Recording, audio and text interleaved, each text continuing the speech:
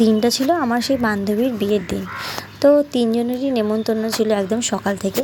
সকালবেলা চলে এসেছিলাম ব্যাগপত্র গুছিয়ে একদম বাপের বাড়িতে, কারণ যেহেতু এখানেই বিয়েটা, মানে আমার পাড়ারই যেহেতু বান্ধবী, সেই জন্য তো সে কারণে এখান থেকেই সব কিছু যাতায়াত করলে একটু সুবিধা হবে, সে কারণে এখান থেকেই আমি যাতায়াতটা করেছিলাম।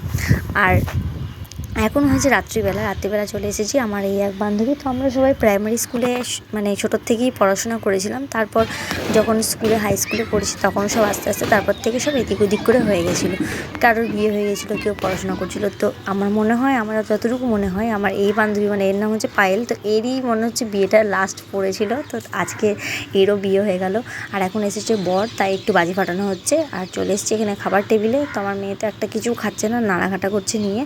তো ফুল ব্লগ অবশ্যই কিন্তু আসবে, তার জন্য চ্যানেলটা সাবস্ক্রাইব করে রাখো। একটু ভিডিওগুলো এডিট করতে লেট হচ্ছে। চলো আজকে এই পর্যন্তই, টাটা।